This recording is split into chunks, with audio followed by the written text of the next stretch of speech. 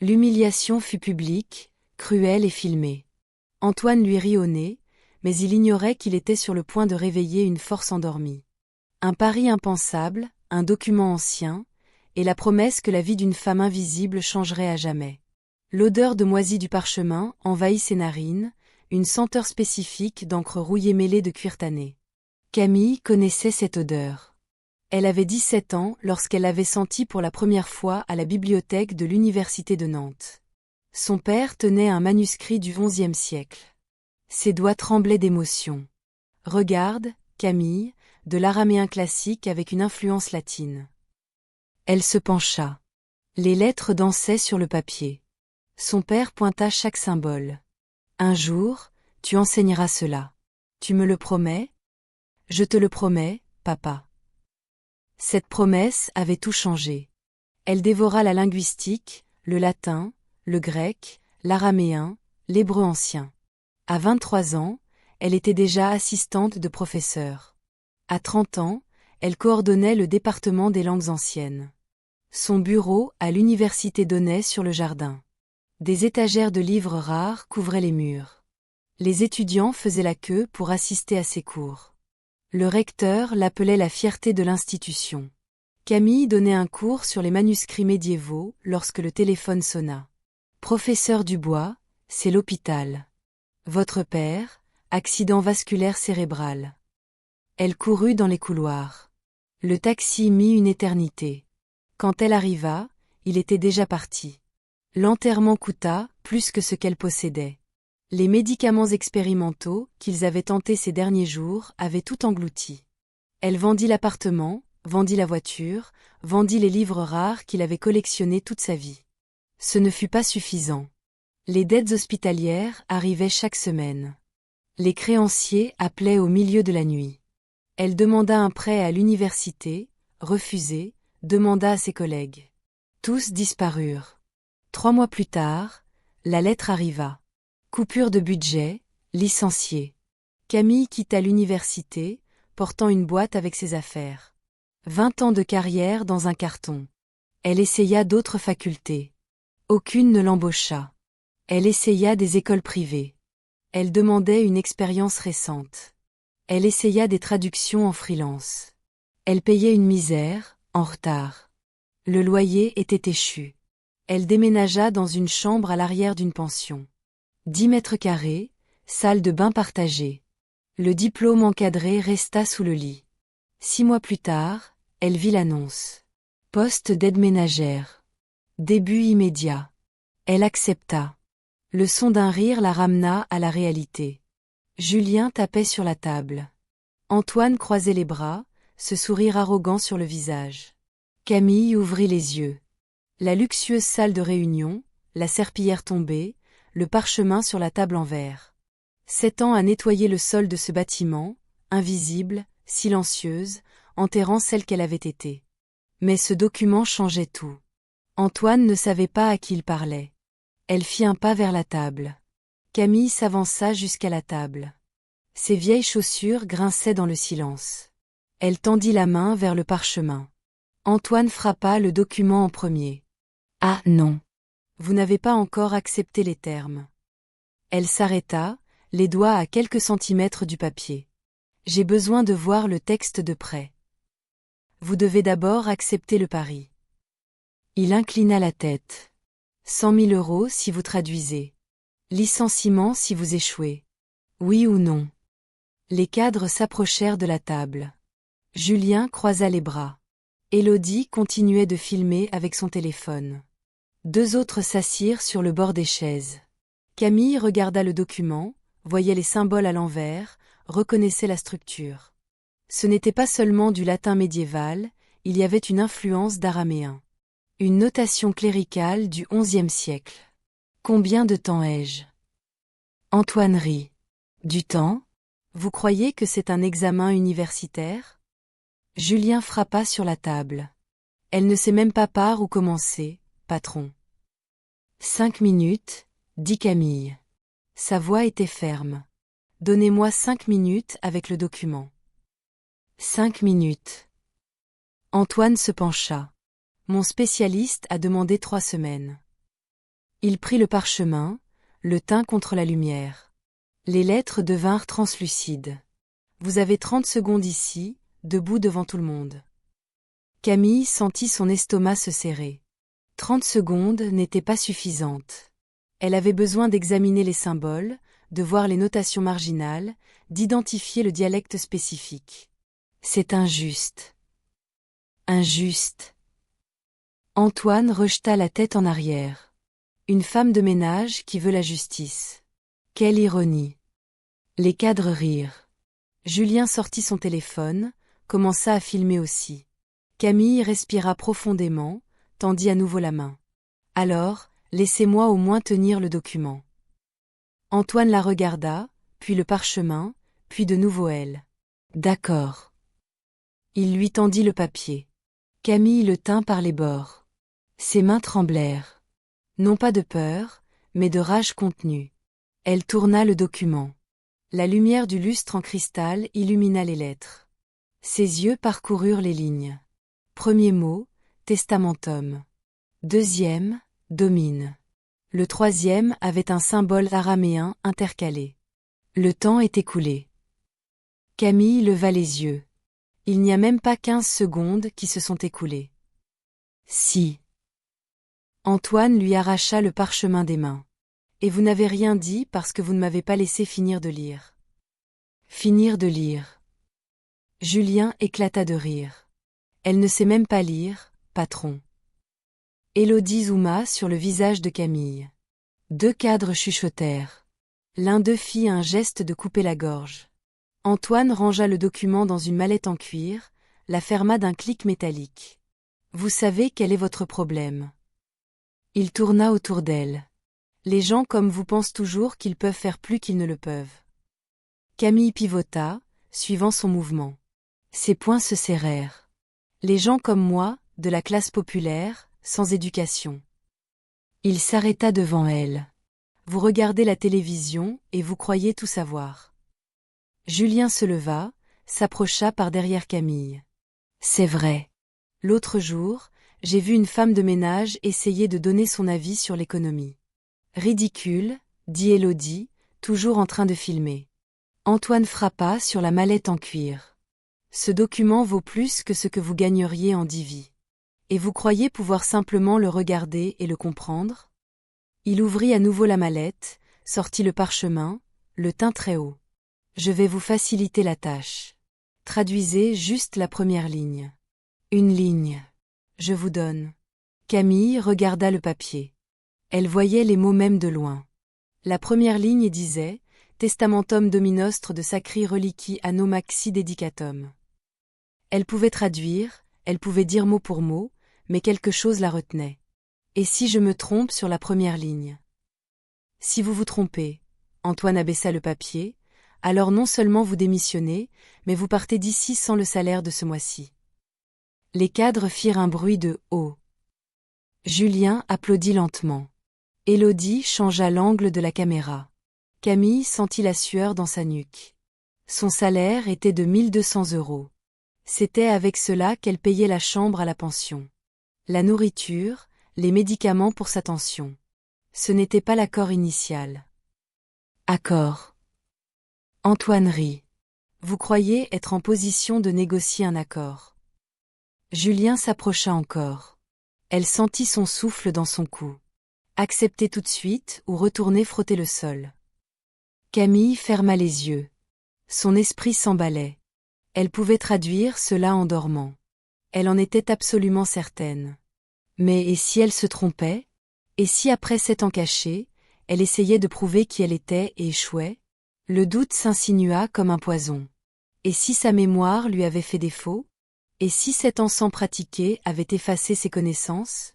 Et si elle traduisait et qu'Antoine disait que c'était faux de toute façon? Il contrôlait tout ici. Le document, les témoins, l'argent. Vous allez rester là toute la journée? Camille ouvrit les yeux. Antoine tripotait sa montre-bracelet, une Rolex dorée. J'attends.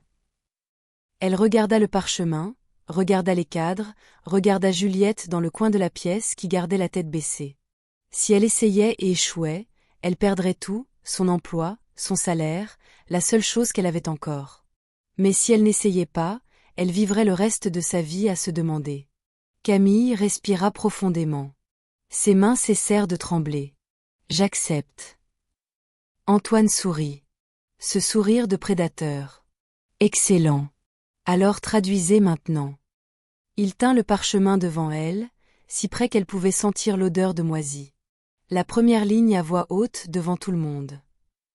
Julien alluma le flash de son téléphone. Élodie s'approcha. Les 5 cadres formèrent un demi-cercle, tous avec des téléphones pointés. Camille regarda les mots. Son cœur battait la chamade. La première ligne était claire, mais sa bouche ne s'ouvrait pas. Et si elle se trompait? Camille ouvrit la bouche. Aucun son ne sortit. Antoine s'approcha encore. Le parchemin touchait presque son visage. Vous attendez l'inspiration divine. Julien éclata d'un rire bruyant. Les autres cadres suivirent. Élodie garda son téléphone braqué sur le visage de Camille. Regardez sa tête, patron. Elle a déjà abandonné? Antoine abaissa le document, retourna à la tête de la table, s'assit sur la chaise en cuir, croisa les jambes. Vous savez ce que je vois quand je vous regarde. Il inclina la tête. Une femme d'une 40aine d'années qui frotte les sols, sans famille, sans avenir. Camille serra les poings, ses ongles s'enfoncèrent dans ses paumes. Je parie que vous n'avez même pas terminé le lycée. J'ai terminé, dit-elle, la voix basse. Quoi? Je n'ai pas entendu. J'ai terminé le lycée. Antoine frappa lentement des mains 3 fois. Quelle réalisation impressionnante. Quelqu'un ici a aussi terminé le lycée? Tous levèrent les mains. Julien siffla. Un cadre jeta un stylo sur la table. Vous voyez? Même le stagiaire a un diplôme universitaire. Antoine ajusta sa cravate. Mais vous avez nettoyé des toilettes toute votre vie, j'imagine. Les joues de Camille brûlèrent. Elle garda les yeux fixés sur le sol en marbre. Son propre reflet la regardait en retour. Et cet uniforme? Julien pointa du doigt. On dirait que vous l'avez ramassé à la poubelle. Les cadres rirent plus fort. L'un d'eux prit une photo. Le flash illumina la pièce. Antoine se leva, marcha jusqu'à la fenêtre en verre. Nantes brillait 40 étages plus bas. Vous savez quelle est la différence entre moi et vous? Il se retourna. Je paie 15 000 par mois juste pour les charges. Vous vivez probablement dans une cabane. Camille leva les yeux, rencontra son regard. Pendant 3 secondes, elle maintint le contact visuel. Ce n'est pas une cabane, c'est une pension. Ah, pardon. Antoine fit une révérence exagérée. Une pension, quelle sophistication. Julien et Élodie éclatèrent de rire. 2 cadres frappèrent sur la table. Un 3e fit un geste de donner l'aumône. Combien payez-vous? 300, 4 cents? 500, répondit Camille. 500 €. Antoine revint près d'elle. Je dépense plus que ça pour une bouteille de vin. Il reprit le parchemin, le balança devant elle. Et vous avez vraiment cru pouvoir traduire ça? Quelque chose qui vaut des millions? Camille respira profondément. Ses jambes tremblèrent. Je peux traduire. Le silence tomba comme une pierre. Antoine cessa de balancer le papier. Julien leva les sourcils. Élodie zooma au maximum. Vous pouvez traduire. Antoine prononça chaque mot lentement. Pouvez? Alors, pourquoi n'avez-vous pas traduit? Camille déglutit, essaya de trouver les mots justes. J'ai besoin de plus de temps pour. Du temps. Antoine jeta le parchemin sur la table. Le papier glissa jusqu'au bord. L'excuse universelle des incompétents. Il se tourna vers les cadres. Vous voyez ça? Elle peut traduire, elle a juste besoin de temps. Il fit des guillemets avec les doigts. Comme ce type qui dit qu'il peut jouer du piano, il a juste besoin de cours d'abord. La salle explosa de rire. Julien frappa l'épaule d'un cadre. Élodie couvrit sa bouche, mais ses épaules tremblaient. Camille sentit quelque chose monter dans sa gorge. Une rage pure et brûlante. Je ne mens pas, non. Antoine croisa les bras. Alors prouvez-le. Il poussa le parchemin dans sa direction. Le papier tourna sur la table en verre. Un mot. Donnez-moi un mot correct et je considérerai que vous avez essayé. Camille regarda le document. Le premier mot testamentum. Testament. Elle savait. Elle en était absolument certaine. Testamentum. Cela signifie en français. Antoine l'interrompit.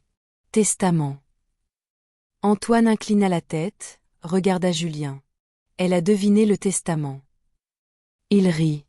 Le mot le plus évident de n'importe quel texte en latin. Julien ouvrit Google sur son téléphone. Même le traducteur automatique trouve ça, patron. Exactement. Antoine reprit le parchemin. Vous avez littéralement deviné le mot le plus facile du document entier. Camille secoua la tête. Je n'ai pas deviné. Je connais le latin. Puis-je traduire le reste? Vous connaissez le latin.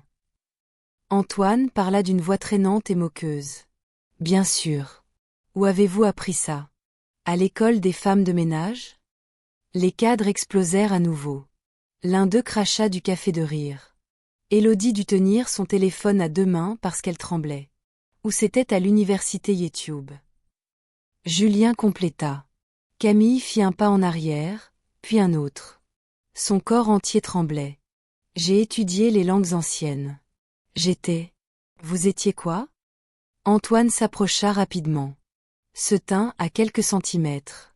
Professeur? Traductrice? Elle ne répondit pas. Les mots restèrent bloqués. Je m'en doutais. Il retourna à sa chaise. Juste une autre femme de ménage avec des illusions de grandeur. Julien rangea son téléphone. Élodie cessa de filmer. Les cadres commencèrent à se disperser. Le plaisir était terminé. Mais vous savez ce qui est le pire. Antoine ouvrit un tiroir, en sortit une enveloppe blanche. Vous avez vraiment cru avoir une chance. Il jeta l'enveloppe sur la table. Votre salaire. Vous pouvez le prendre et vous n'avez pas besoin de revenir demain. Camille regarda l'enveloppe. Puis Antoine. Vous me renvoyez? Je vous licencie. Il sourit.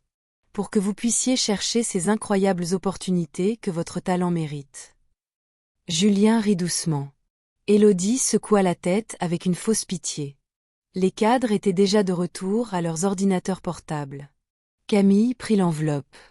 Ses mains tremblaient tellement qu'elle faillit la laisser tomber. Et le défi. Quel défi? Antoine leva les yeux de son ordinateur portable. Vous avez échoué dès la première seconde. Rien traduit. Mais vous êtes licencié. Juliette apparut à côté de Camille, lui toucha doucement le bras. Viens, on va chercher tes affaires. Camille ne bougea pas, regarda le parchemin sur la table, ces mots qu'elle connaissait si bien, cette langue qu'elle maîtrisait mieux que sa propre langue maternelle. Vous êtes toujours là? Antoine leva les yeux de son ordinateur portable. Sécurité. Le talkie-walkie de Juliette grésilla. Camille finit par se retourner, se dirigea vers la porte. Ses jambes portaient à peine son corps. En sortant, elle entendit la voix d'Antoine, et c'est pourquoi chacun reste à sa place. La porte vitrée se referma derrière elle. Le son résonna dans le couloir vide. Personne ne l'avait défendu. Camille poussa la porte des toilettes des femmes. La lumière fluorescente bourdonnait. Elle verrouilla la porte, appuya son dos contre les carreaux froids. L'enveloppe blanche était froissée dans sa main. 1200 €, le dernier paiement. Elle ouvrit le robinet, l'eau coula. Camille s'aspergea le visage. Une fois, deux fois, trois fois. Quand elle leva les yeux, elle vit son reflet, cheveux gris attachés en un chignon désordonné, cernes profonds, un uniforme bleu délavé avec le nom de l'entreprise sur la poche, 45 ans, mais en paraissant 60, invisible pendant 7 ans dans ce bâtiment. Camille ouvrit l'enveloppe, compta les billets, il manquait 200 €. Retenue pour casse de matériel. Elle n'avait jamais rien cassé. Son téléphone vibra dans sa poche. Un message de la pension. Loyer en retard. Veuillez régler avant vendredi. Aujourd'hui, c'était jeudi. Elle rangea l'enveloppe, rouvrit le robinet. L'eau coulait toujours quand on frappa à la porte. Camille, c'est Juliette. J'arrive. Je peux entrer? Camille déverrouilla. Juliette entra avec un sac en plastique, ses affaires du casier. Dedans, un vieux manteau, une boîte à lunch vide, un livre usé, grammaire latine avancée. La couverture tombait en morceaux. Camille prit le livre, les pages jaunies, des notes en marge de son écriture d'il y a 20 ans. Sur la première page, une dédicace, à ma fille, qui a toujours volé plus haut, avec amour, papa. Ce n'était pas son père qui l'avait écrit, c'était elle-même, un mensonge qu'elle se racontait. Son père ne savait pas écrire, mais il avait acheté le livre avec l'argent qu'il avait économisé en lavant des voitures. Vous ne méritiez pas ça, dit Juliette doucement. Camille ferma le livre, le serra contre sa poitrine. Mais c'est arrivé. Il est comme ça avec tout le monde, et personne ne fait rien. Juliette baissa les yeux.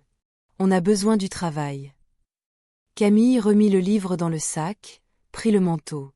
Il était temps de partir et de ne jamais revenir. Mais quelque chose la retenait. Elle avait vu le parchemin, lu les 3 premières lignes. Ce n'était pas seulement du latin médiéval, il avait la structure d'un testament clérical, un langage juridique du XIe siècle, mêlé d'araméen liturgique. Elle connaissait exactement ce style. Elle avait traduit des dizaines de documents similaires à l'université pour des musées, pour des collectionneurs, pour des enchères internationales. Antoine avait tort, et elle pouvait le prouver. Juliette, ce document est-il toujours dans la pièce? Oui. Antoine l'a laissé sur la table. Pourquoi? Camille rouvrit le sac, prit le livre, tourna jusqu'au chapitre 12. C'était là. Des exemples de notation cléricale médiévale, des symboles qu'elle avait vus sur le parchemin. Avez-vous accès à cette pièce? J'ai le passe-partout. Mais quand part-il? Camille, vous avez été licenciée. S'il vous y trouve. Quand? Juliette regarda sa montre. Il a un dîner avec des investisseurs à 20h. Il part d'ici à 19h30. Il était 18h15. Camille rangea le livre, ferma le sac. Je dois revoir ce document. Pourquoi? Il ne vous laissera pas. Il a offert 100 000 € devant témoin. Camille tint fermement le bras de Juliette. Avez-vous filmé? Élodie a filmé. Et elle a toujours la vidéo. Juliette réfléchit 3 secondes. Elle poste tout dans le groupe des cadres. Ça doit être là. Camille lâcha son bras, alla au lavabo, s'aspergea à nouveau le visage. Quand elle se regarda dans le miroir, elle vit cette fois quelque chose de différent. Non pas une femme de ménage vaincue, mais une professeure d'université qui avait été traitée avec irrespect. Pouvez-vous me faire entrer dans la pièce quand il part? Camille, c'est de la folie. Pouvez-vous? Juliette tenait la poignée de la porte. Elle voulait partir, s'arrêta. 20 ans de travail ici. Il ne s'est jamais souvenu de mon anniversaire, pas une seule fois. Elle se retourna. À 19h30, je vous envoie un message. Vous montez. Vous avez 10 minutes avant que l'équipe de nettoyage de nuit n'arrive. Camille hocha la tête.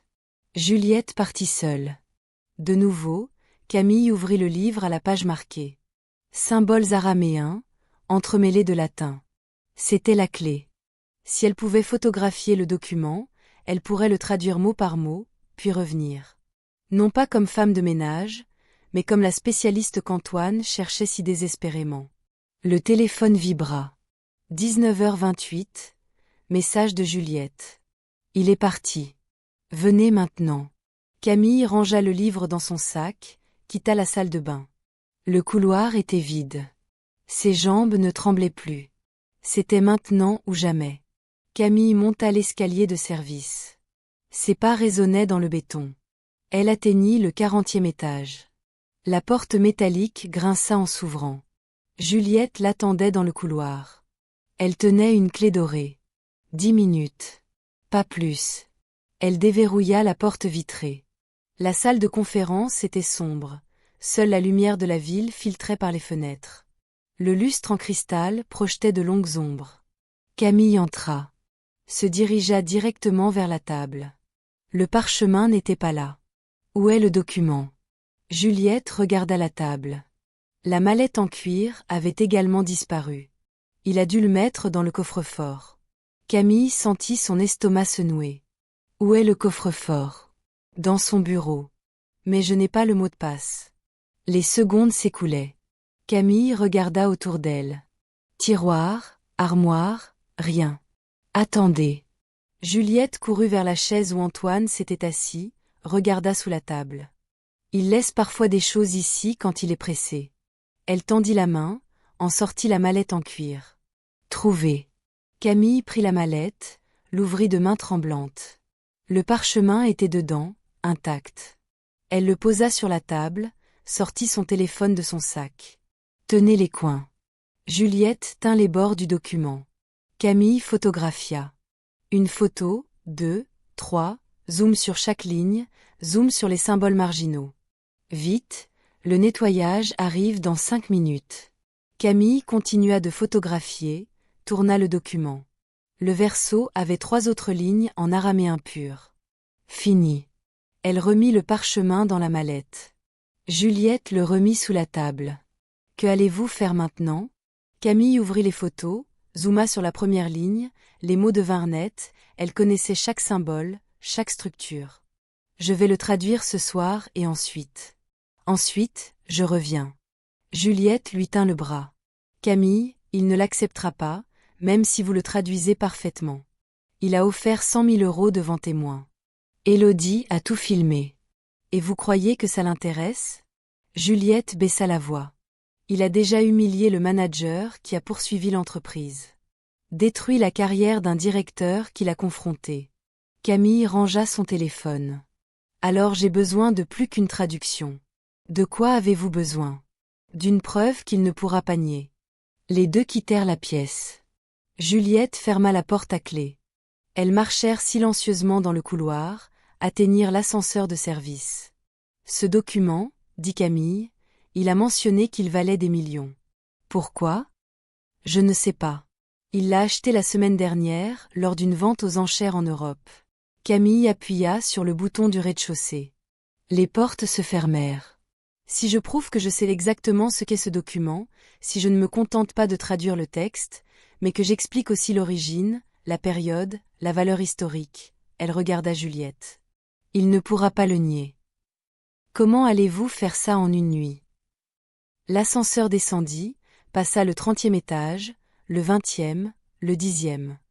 J'ai encore mes contacts, des professeurs, des chercheurs. Camille serra son téléphone dans sa poche. Quelqu'un sera-t-il au courant de cette vente aux enchères? Les portes s'ouvrirent au rez-de-chaussée. Camille sortit. Juliette retint la porte. Avez-vous besoin d'aide? J'ai besoin que vous récupériez la vidéo qu'Élodie a filmée.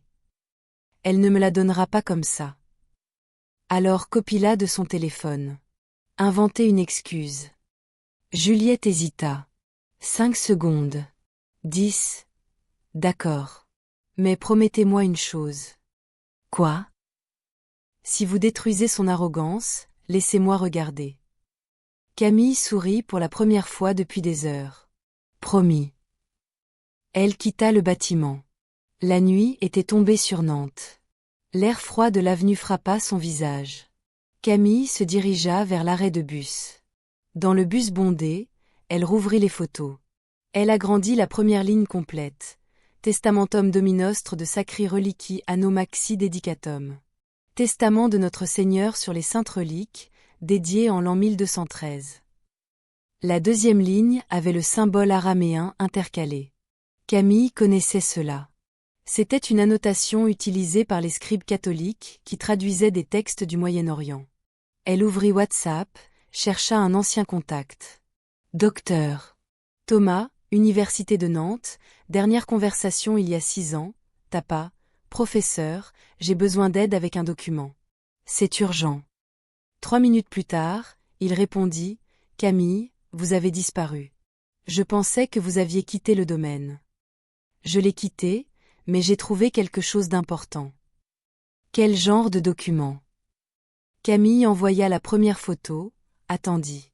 Les 3 points apparurent, disparurent, réapparurent. D'où tenez-vous cela? Longue histoire. Le reconnaissez-vous? Si c'est authentique, c'est un testament clérical du XIe siècle, potentiellement lié à la 4e croisade. Camille tapa rapidement, combien ça vaut? Cela dépend de l'origine, mais de tels documents ont déjà été vendus pour des millions d'euros lors de ventes aux enchères européennes. Londres, peut-être, ou Paris, Rome, qui sait. Camille envoya la photo du verso avec l'araméen. Et ça? Thomas mit plus de temps à répondre. 1 minute, 2. Camille, c'est une notation cléricale extrêmement rare. Seuls 3 scribes du XIe siècle utilisaient ce motif. Si c'est authentique, cela pourrait concerner des reliques spécifiques de la Terre Sainte. Son cœur s'accéléra. Pouvez-vous m'aider avec la traduction complète? Je peux, mais cela prendra du temps. Ces symboles nécessitent un contexte historique, une comparaison avec d'autres manuscrits. Et si je le traduis ce soir? Silence. Puis, vous avez toujours le talent, Camille, mais vous aurez besoin de références, de dictionnaires spécialisés, de concordances. J'ai encore quelques livres. Alors envoyez la traduction quand vous aurez fini. Je la vérifierai. Camille descendit du bus, marcha 3 pâtés de maison jusqu'à la pension, monta les marches grinçantes, entra dans la chambre de 10 mètres carrés. Sous le lit, elle sortit 3 cartons. Dedans, 15 livres, grammaire latine, dictionnaires araméens, concordances de textes médiévaux. Elle ouvrit le vieil ordinateur portable. L'écran clignota 3 fois avant de s'allumer. Camille se connecta à Internet de la pension, ouvrit un document vierge. 20h45. Elle avait jusqu'à demain matin. La première ligne était simple, 10 minutes. La deuxième nécessita la consultation de 2 dictionnaires, 20 minutes. La troisième avait un symbole qu'elle n'avait jamais vu. Elle le photographia, l'envoya à Thomas. Il répondit en 5 minutes avec la référence exacte. Camille tapa, fit une pause, consulta, continua de taper. Minuit devint 1h du matin, 1h devint 3. À 4h15, elle avait traduit cette ligne complète. Il en manquait encore 2, mais ses yeux brûlaient, sa tête était lourde. Elle but du café froid. Continua. 5h30, le soleil commençait à poindre. Camille tapa le dernier mot. Dédié comme témoignage éternel des saintes reliques apportées de Jérusalem en l'an de grâce 1213. Elle le lut 3 fois. Vérifia chaque mot, chaque symbole, chaque référence. Parfait. L'envoya à Thomas. Fini. Pouvez-vous vérifier? 20 minutes plus tard. Camille, c'est impeccable. Niveau publication académique. Vous n'avez rien perdu. Elle sourit. Des larmes coulèrent sans prévenir. Le téléphone sonna. Juliette, j'ai la vidéo. Elle est toujours dans le groupe. Je l'ai copiée. Envoyez-la moi. 3 secondes plus tard, le fichier arriva. Camille l'ouvrit. La voix d'Antoine résonna. Je vous donne tout mon salaire de ce mois-ci, 100 000 euros, si vous traduisez 3 lignes. Elle la regarda jusqu'à la fin. Chaque humiliation, chaque rire, chaque mot cruel. Puis elle la sauvegarda à 3 endroits différents. Camille, qu'allez-vous faire maintenant? Elle regarda la traduction complète sur l'écran, la vidéo, les livres éparpillés. Je vais organiser une rencontre avec Antoine. Il ne vous recevra pas, si. Si je dis que j'ai la traduction complète du document qui vaut des millions. Silence de l'autre côté. Vous avez réussi? J'ai réussi. Et maintenant, il doit m'écouter. Camille ouvrit l'email, tapa l'adresse professionnelle d'Antoine. Objet, traduction du Testamentum Domini. Livraison demain à 14h. Corps de l'email. Comme convenu, 6 juin la traduction complète du document de 1213. J'attends le paiement de 100 000 euros conformément à l'offre enregistrée. Elle joignit la traduction. Joignit une photo de la première ligne traduite en aperçu. Mit Juliette et Élodie en copie.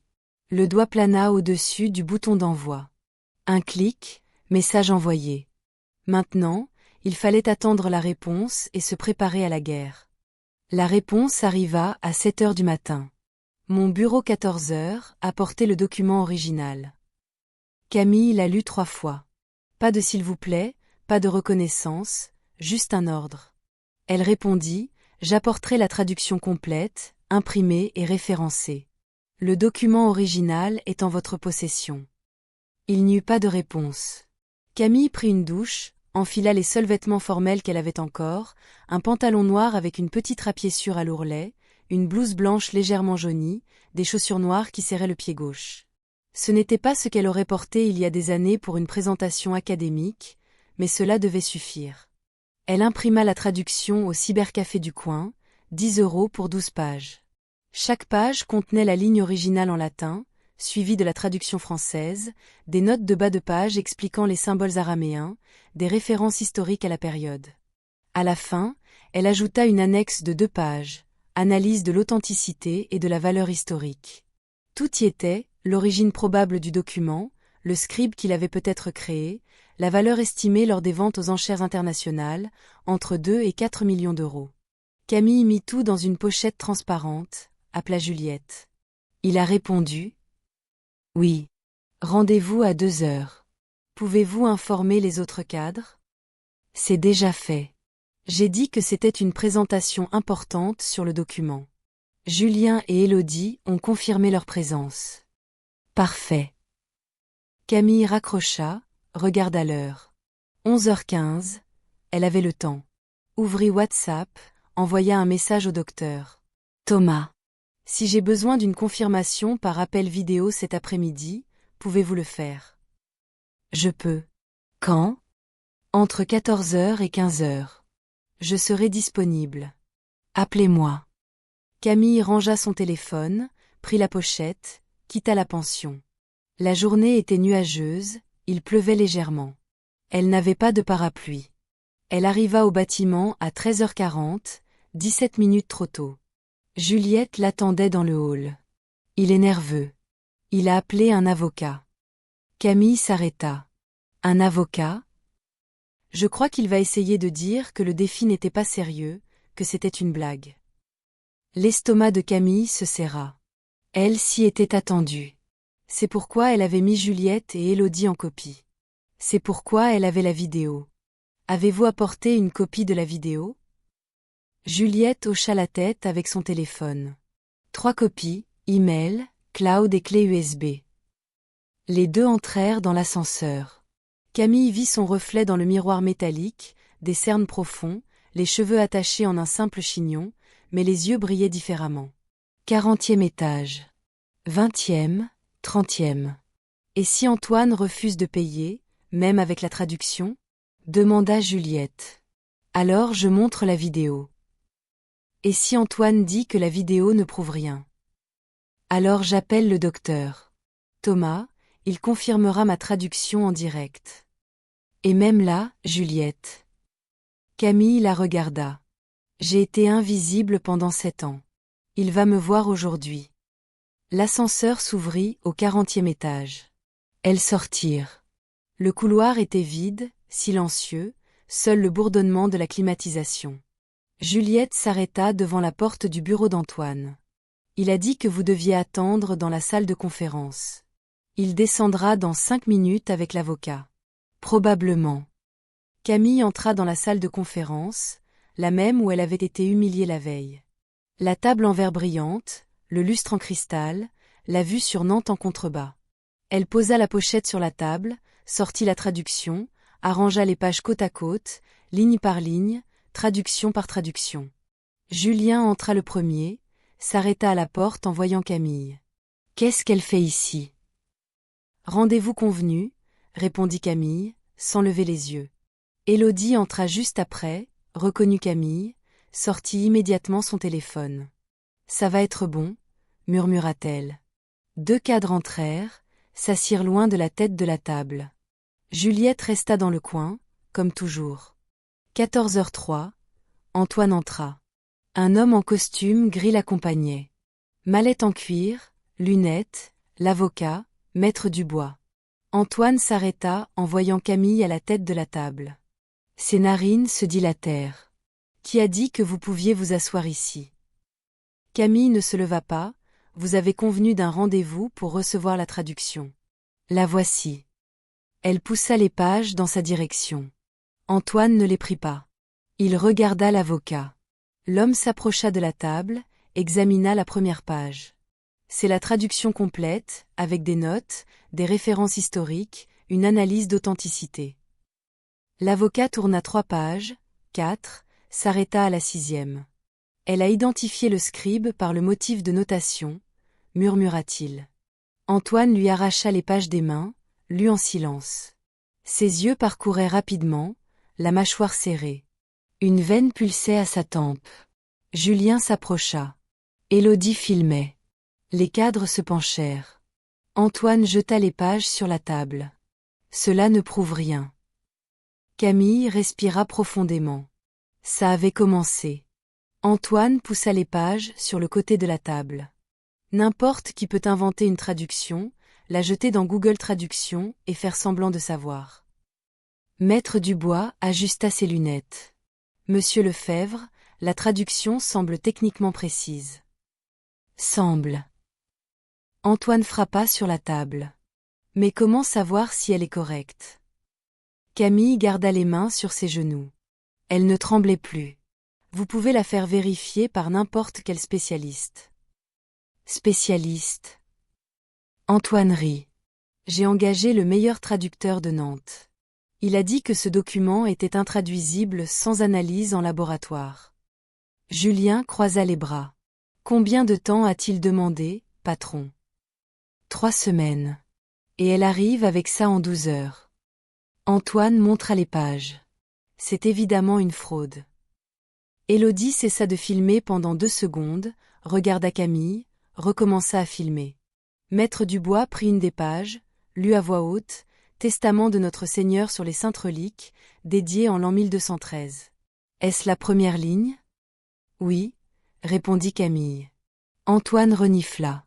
Testament, le mot le plus évident de tout le document, un coup de chance. Et le reste? Maître Dubois tourna les pages. Elle a traduit 9 lignes, identifié des symboles araméens, daté le scribe. N'importe quel historien fait ça. N'importe quel historien prendrait des semaines, monsieur. Antoine arracha les pages des mains de l'avocat. Les relut. Ses oreilles devinrent rouges. Il jeta tout avec force sur la table. 2 feuilles s'envolèrent. Cela ne vaut rien. Elle n'a pas prouvé que la traduction est correcte. Camille ouvrit la pochette transparente, en sortit une 2e pile de papier. Alors, vous voulez une vérification? Que c'était une vraie spécialiste, pas une femme de ménage qui prétendait être professeure de linguistique. La voix de Camille fendit l'air. Université de Nantes, 20 ans de carrière, spécialisation en langues anciennes. Le silence tomba comme une guillotine. Julien laissa tomber son stylo. Élodie zooma. Les 2 cadres se regardèrent. Juliette sourit dans le coin. Antoine cligna des yeux 3 fois. Vous quoi? Professeur. Camille se leva. Doctorante, traductrice certifiée. J'ai publié 17 articles scientifiques sur les manuscrits médiévaux. Elle distribua la 2e pile sur la table, copie de diplômes, de certificats, d'articles publiés, une photo d'elle recevant un prix lors d'un congrès international. Et vous n'avez jamais demandé, jamais regardé, vous n'avez vu qu'une femme de ménage. Antoine prit un diplôme, le lut. Ses mains tremblaient légèrement. Pourquoi avez-vous nettoyé le sol? Parce que je devais manger.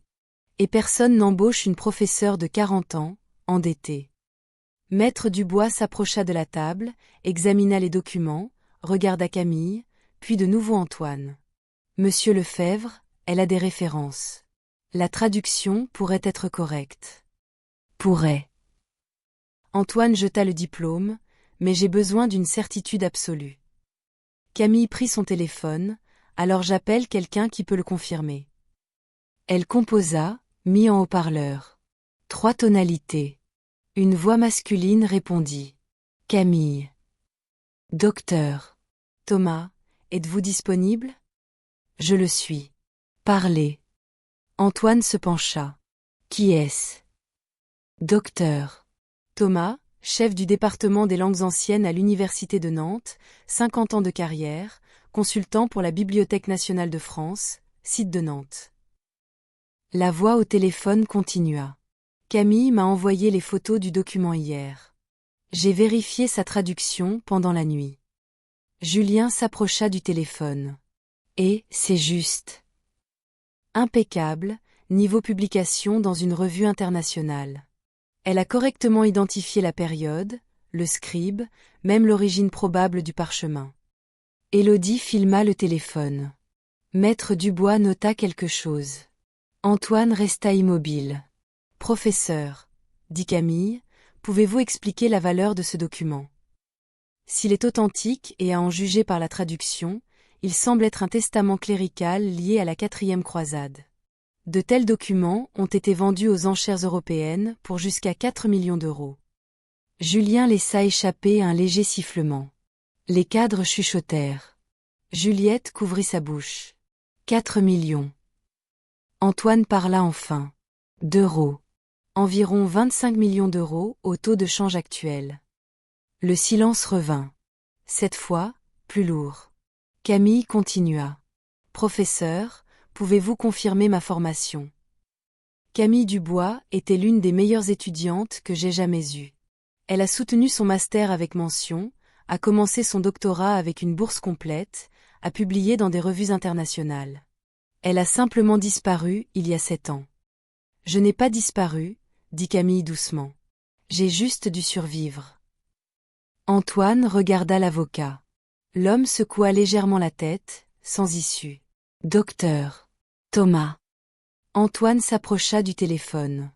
Ici Antoine Lefebvre, PDG de l'entreprise.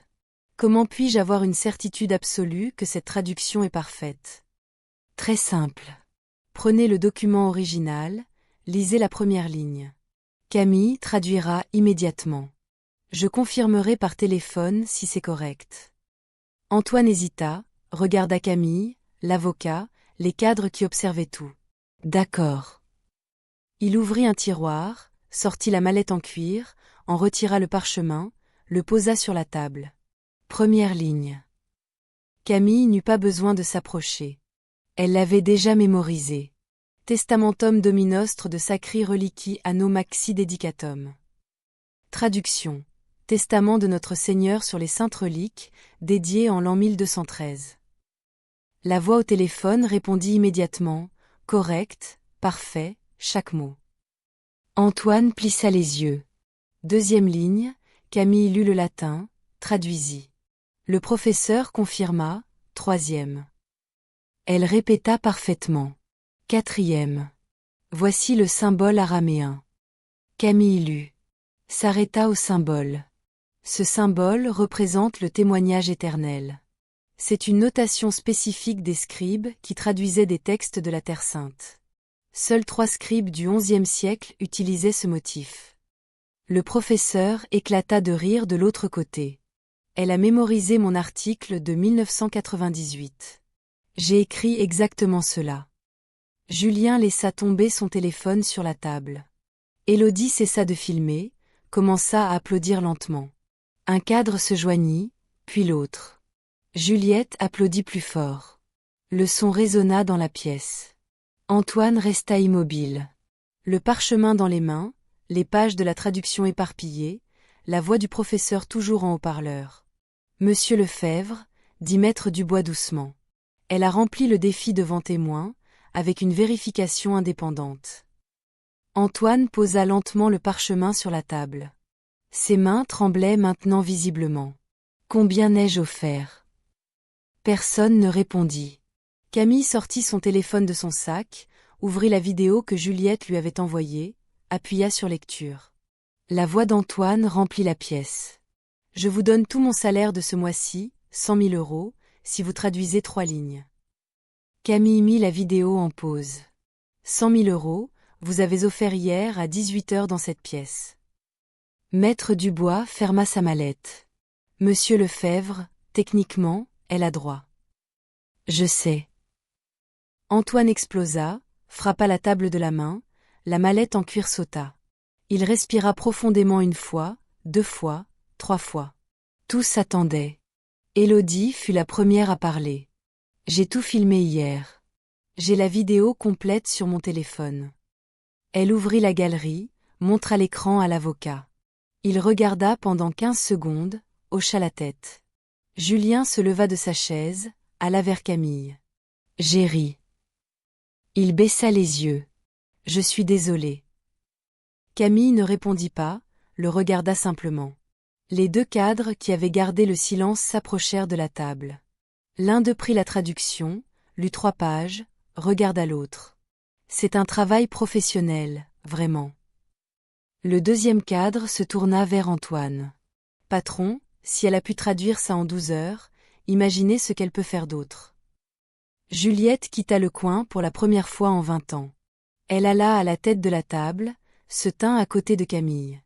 Je le savais, dit-elle. J'ai toujours su qu'il y avait quelque chose de spécial chez elle. Antoine resta immobile, regarda le parchemin. Toute la pièce s'était retournée contre lui. Maître Dubois rangea son stylo dans sa mallette. Monsieur Lefebvre, ma recommandation professionnelle est claire. Exécutez l'accord maintenant, avant que cela ne devienne une affaire devant le tribunal du travail. Affaire. Antoine leva enfin la tête. Pour 100 000. Pour humiliation au travail. Plusieurs témoins, vidéo enregistrée, offre formelle non honorée. Maître Dubois ferma sa mallette. Elle peut demander bien plus que 100 000 si cela va en justice. Julien regarda Élodie. Elle tenait toujours son téléphone, la vidéo en pause sur l'écran. On l'a postée dans le groupe de l'entreprise, murmura Julien. Environ 50 personnes l'ont déjà vue. Antoine pâlit. Vous avez fait quoi? J'ai cru que c'était drôle. Je l'ai envoyé dans le groupe. Julien montra son téléphone. Elle a 120 vues. La mâchoire d'Antoine se contracta. Ses mains se serrèrent sur la table. Un des cadres toussa. Patron, si ça fuit en dehors de l'entreprise, la presse va adorer. PDG millionnaire humilie femme de ménage qui était professeur d'université. Viral en 3 heures. Élodie compléta. Le silence écrasa la pièce. Camille était toujours là, calme, attendant. Juliette prit le parchemin, l'examina attentivement. 25 millions d'euros, et vous avez offert 100 000 comme si c'était une blague. Antoine lui arracha le parchemin des mains. Assez. Il ouvrit le tiroir, en sortit un chéquier. Ses mains tremblaient. Le stylo faillit tomber 2 fois. Tous observaient en silence. Le bruit du stylo grattant le papier résonna. Antoine arracha le chèque, le posa sur la table et le poussa vers Camille. 100 000 euros comme promis. Camille prit le chèque, le lut, vérifia la signature, le plia, le mit dans sa poche. Merci. Sa voix était ferme, sans émotion, sans célébration. Antoine s'attendait à quelque chose de plus. Un rire, une provocation, un discours de victoire. Mais Camille resta simplement là, le regarda dans les yeux, et c'était pire que n'importe quel mot. Antoine se leva, essaya de retrouver sa contenance. D'accord, vous avez votre argent. Maintenant, vous pouvez partir. Camille ne bougea pas, je n'ai pas encore fini. Pardon? Elle prit la dernière page de la traduction, l'analyse d'authenticité. Savez-vous combien vous avez payé pour ce document? Antoine croisa les bras. Cela ne vous regarde pas, 2 millions d'euros à la vente aux enchères de Londres. La semaine dernière. Camille posa la page devant lui. J'ai appelé la maison de vente aux enchères ce matin. Confirmé.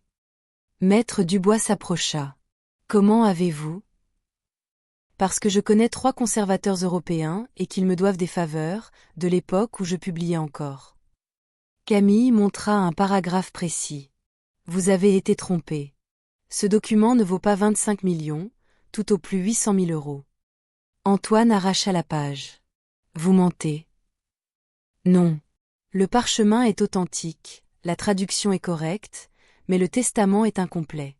La deuxième partie manque, celle qui liste les reliques spécifiques. Elle marqua une pause. Sans la deuxième partie, la valeur chute drastiquement. Julien regarda Antoine. Patron, vous l'avez acheté sans le vérifier. J'ai fait confiance au spécialiste qui a dit que c'était intraduisible. Camille leva un sourcil. Il ne l'a jamais traduit parce qu'il ne voulait pas que vous le découvriez. Le visage d'Antoine devint rouge, puis violet. Vous dites que j'ai perdu plus d'1 million d'euros. Je dis que vous avez payé 3 fois plus que ce qu'il vaut. Maître Dubois prit l'analyse, lut en silence. Son expression changea. Elle a raison. Les documents incomplets sont courants dans les ventes aux enchères. Les acheteurs inexpérimentés paient des fortunes. Antoine agrippa le bord de la table. Ses phalanges blanchirent. Inexpérimenté, sans conseil approprié. L'avocat corrigea. Si l'on avait engagé quelqu'un de qualifié auparavant. Il regarda Camille. Le silence compléta la phrase. Julien recula de 2 pas. Élodie cessa de filmer. Les cadres regardèrent le sol. Antoine respirait difficilement. Sa poitrine se soulevait et s'abaissait rapidement. « Sortez d'ici. » Camille ne bougea pas. J'ai dit, sortez d'ici. Sa voix résonna contre les murs de verre. Juliette tressaillit. Élodie laissa tomber son téléphone. Maître Dubois recula d'1 pas, mais Camille resta ferme. Le regard dans ses yeux. Je pars, mais avant, une proposition. Je ne veux rien entendre de vous. Vous avez besoin de quelqu'un qui comprend les manuscrits anciens, qui peut identifier les faux, qui traduit les documents rares. Antoine rit, un rire rauque et sans humour. Et vous croyez que je vous embaucherai après ça? Je ne demande pas un emploi. Camille sortit une carte de visite de sa poche, la posa sur la table. J'offre des services de conseil, 300 € de l'heure, si vous en avez besoin. Elle se retourna, se dirigea vers la porte. Juliette lui ouvrit le passage. Julien aussi. À la porte, Camille s'arrêta, regarda une dernière fois en arrière. Et, monsieur Lefebvre, la prochaine fois que vous verrez une femme de ménage, un portier, un agent de sécurité, rappelez-vous que vous ne savez rien d'eux. Rien de ce qu'ils étaient ou de ce qu'ils peuvent encore être. Elle sortit. La porte vitrée se referma lentement. Le son résonna. Antoine resta immobile, seul à la tête de la table, le parchemin incomplet devant lui, le chèque déjà encaissé, 120 personnes ayant vu la vidéo de l'humiliation. L'avocat prit sa mallette. Je vous enverrai la facture pour mes services. Il partit. Puis Élodie, puis Julien, les 2 cadres, un par un. Juliette fut la dernière. À la porte, elle se retourna. Ah, monsieur Lefebvre, je démissionne aussi.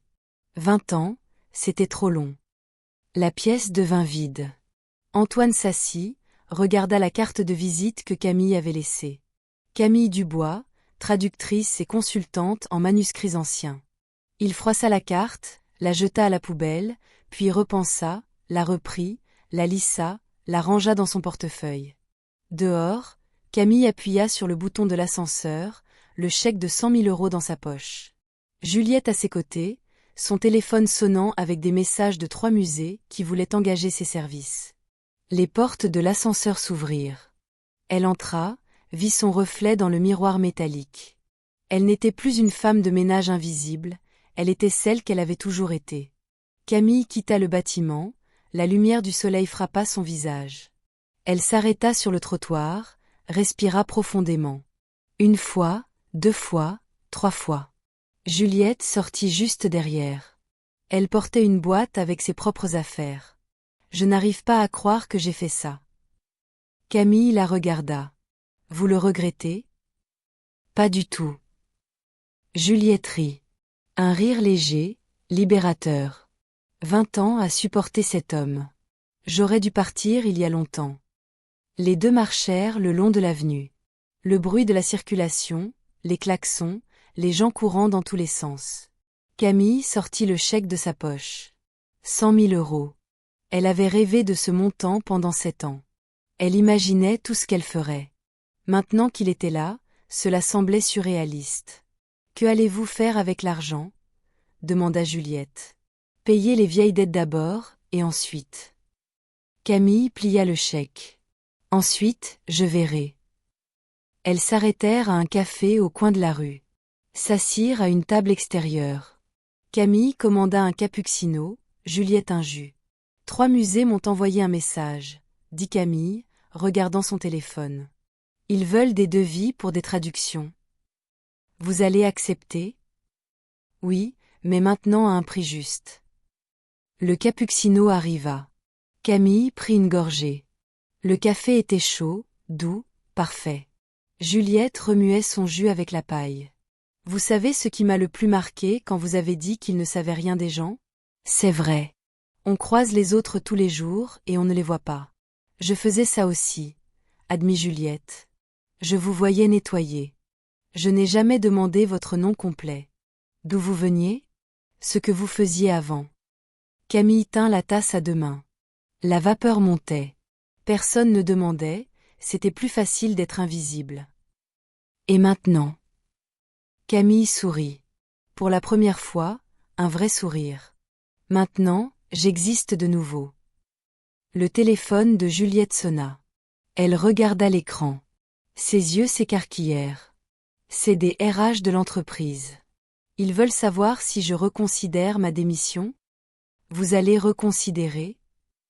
Juliette bloqua son téléphone, le mit dans son sac. Non, j'ai déjà décidé. Je vais chercher quelque chose de mieux. Les deux terminèrent leur boisson en silence, un silence confortable. Puis elles se levèrent, s'embrassèrent sur le trottoir. Merci, dit Camille. Pourquoi? D'être restée à mes côtés quand personne d'autre ne l'a fait. Juliette serra l'étreinte. Merci à vous de m'avoir montré qu'on peut réagir. Elles se séparèrent. Chacune partit de son côté. Camille marcha jusqu'à la banque, déposa le chèque, vit le solde augmenter, des chiffres qu'elle n'avait pas vus depuis des années. Elle sortit de la banque, son téléphone sonna. Docteur. Thomas, Camille, il y a un projet de restauration de manuscrits à la Bibliothèque nationale de France, site de Nantes. Il paie bien. Voulez-vous que je vous recommande? Elle sourit.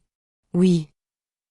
5 jours plus tard, Antoine Lefebvre était assis seul dans son bureau, la table vide. Aucun cadre n'était venu demander de réunion ce matin-là. Le téléphone sonna. C'était le propriétaire de la maison de vente aux enchères de Londres. Il voulait le document en retour. Ils avaient découvert que la 2e partie du testament se trouvait dans une autre vente aux enchères. Il proposait de le racheter à moitié prix. Antoine raccrocha sans répondre. La vidéo avait fuité. Pas seulement au sein de l'entreprise. Quelqu'un l'avait postée sur les réseaux sociaux. 60 000 vues en 3 jours. Des commentaires le détruisant. PDG arrogant humilié par une femme de ménage. Le karma existe. Il l'a mérité. Julien démissionna. Élodie aussi. 2 directeurs partirent pour des entreprises concurrentes. Les RH signalèrent des difficultés à embaucher de nouveaux employés. Personne ne voulait travailler avec lui. Camille, quant à elle, arriva pour la première fois à la Bibliothèque nationale de France, site de Nantes, en tant que consultante engagée, non plus par les portes de service, mais par l'entrée principale. Elle portait un nouveau pantalon de ville. Une blouse blanche impeccable, des chaussures confortables qui ne serraient pas, et une mallette en cuir avec son matériel. Dedans, des dictionnaires, des loupes, des carnets de notes. Professeur Dubois. Un homme à la barbe grisonnante lui tendit la main. Je suis le conservateur de la section des manuscrits, professeur. Elle n'avait pas entendu ce titre depuis 7 ans. Enchantée. Il la conduisit dans une salle climatisée. Sur la table, 3 parchemins du XVe siècle. Ils avaient besoin d'une traduction urgente pour une exposition internationale. Camille enfila les gants blancs, prit la loupe, se pencha sur le premier document. Les lettres étaient familières, la structure connue, les symboles clairs. Elle commença à lire à voix haute, traduisant ligne par ligne. Le conservateur notait tout. 2 assistants filmaient. Impressionnant, dit le conservateur après 1 heure. Vous lisez comme si c'était votre langue maternelle. C'est, d'une certaine manière, répondit Camille. Le travail dura 4 heures.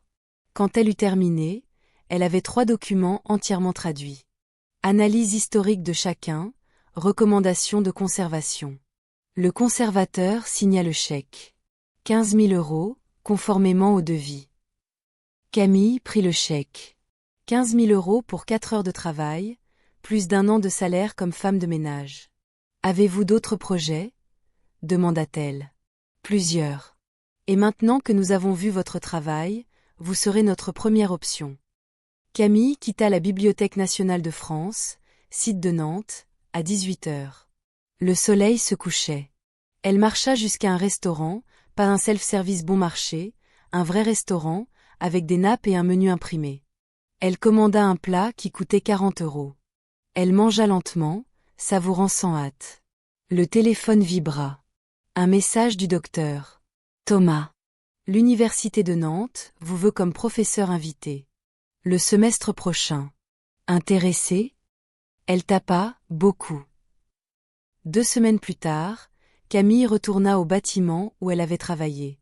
Non pas pour nettoyer, mais pour récupérer des documents qu'elle avait laissés au RH. Elle entra dans le hall.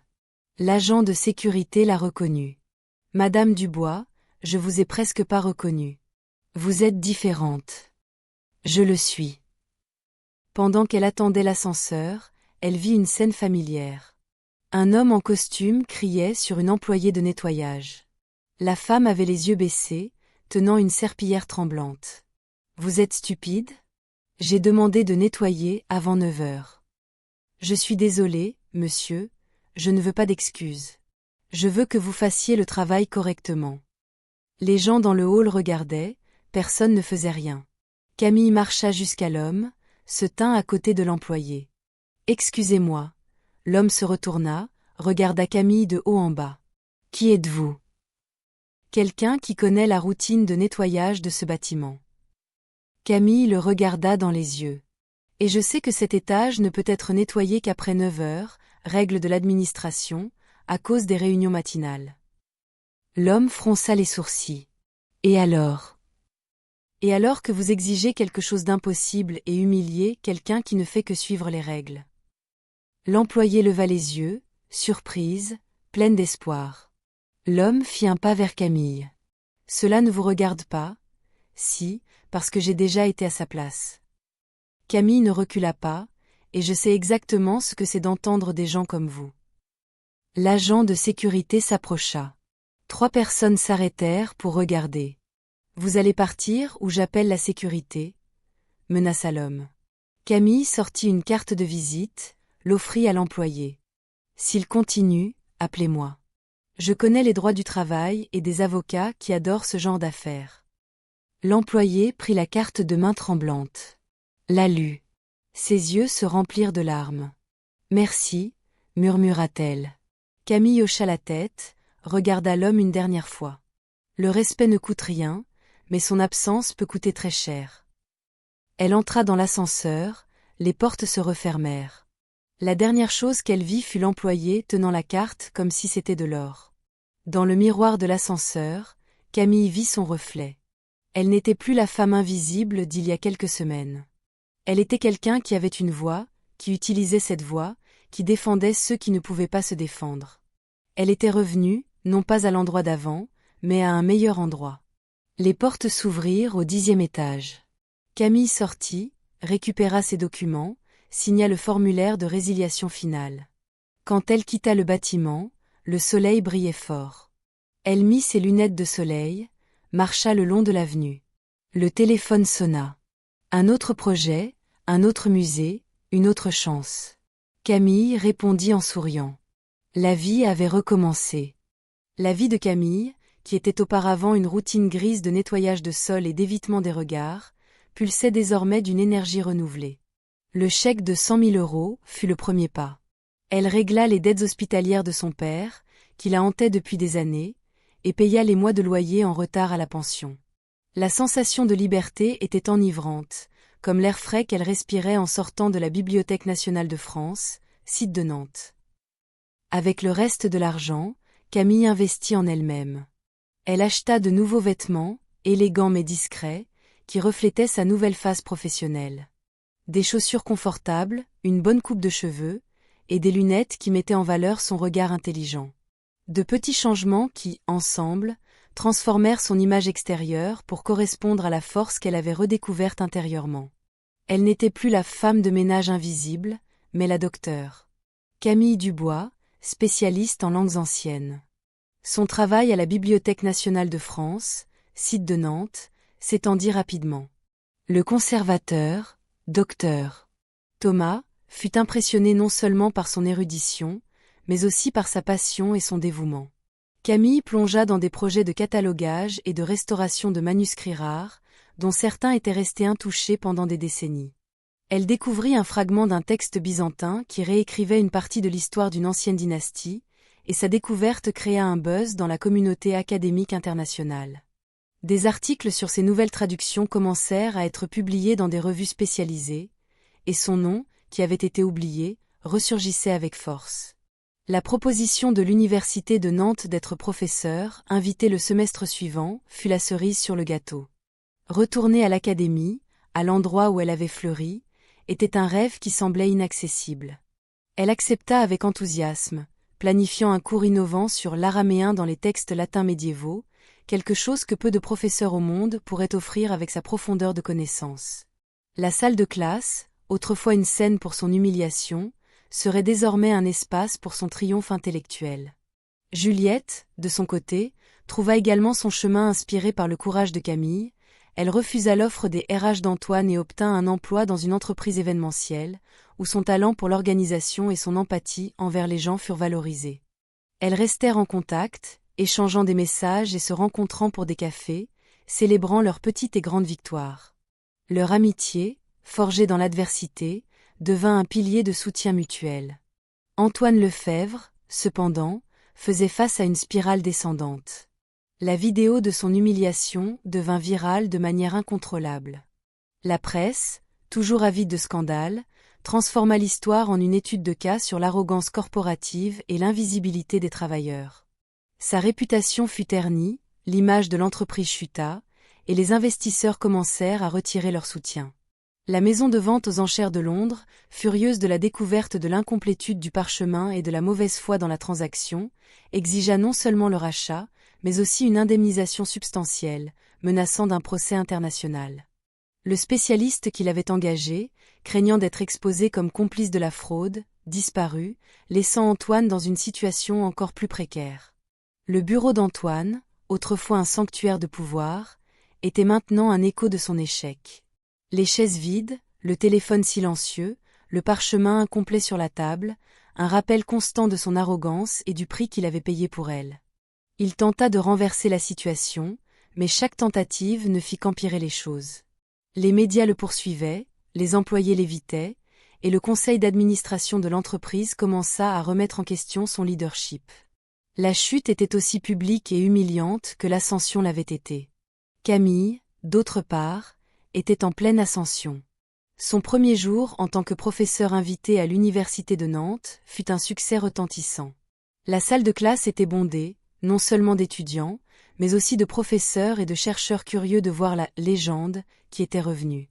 Elle parlait avec une clarté et une passion qui captivaient tout le monde, dévoilant les mystères des manuscrits anciens avec une facilité impressionnante. À la fin du cours, les applaudissements furent chaleureux et sincères. Un après-midi ensoleillé, Camille marchait sur le campus de l'Université de Nantes, un sourire tranquille sur le visage. Elle reçut un appel du docteur Thomas de la Bibliothèque nationale de France, site de Nantes. Un nouveau projet avait surgi, la traduction d'une collection de lettres médiévales récemment acquises, qui pourrait révéler des secrets sur la fondation de l'une des plus anciennes villes de France. Le projet était ambitieux, exigerait des mois de dévouement et offrait une rémunération qui dépassait de loin tout ce qu'elle avait imaginé. Camille accepta sans hésiter. Pendant ce temps, Antoine Lefebvre reçut la nouvelle finale. Le conseil d'administration vota pour sa destitution. Il fut contraint de démissionner, perdant non seulement son poste de PDG, mais une grande partie de sa fortune personnelle pour couvrir les pertes de l'entreprise et les indemnités. L'image de l'homme qui un jour avait ri au nez de Camille était maintenant celle d'un homme d'affaires ruiné et démoralisé. Camille, dans sa nouvelle vie, ne gardait aucune rancune. La vengeance n'était pas son objectif, mais la justice et la redécouverte de sa propre valeur. Elle avait prouvé que la vraie richesse ne résidait pas dans l'argent ou le pouvoir, mais dans la connaissance, la dignité et la capacité de se relever. Son histoire devint un murmure inspirant dans les couloirs de l'université et de la Bibliothèque nationale de France, site de Nantes, un rappel que l'invisibilité peut être une armure, et l'humiliation, le catalyseur d'une transformation extraordinaire. Elle n'était pas seulement une survivante. Elle était un phénix, renaissant des cendres de sa propre histoire, plus forte, plus sage et plus brillante que jamais. Et, en défendant cet employé de nettoyage dans le hall du bâtiment, elle ne défendait pas seulement une étrangère, mais elle-même, la Camille d'il y a 7 ans, montrant que la voix qui avait été réduite au silence résonnait maintenant avec puissance et détermination. La vie, pour Camille, avait recommencé, et cette fois, elle était aux commandes de sa propre narration.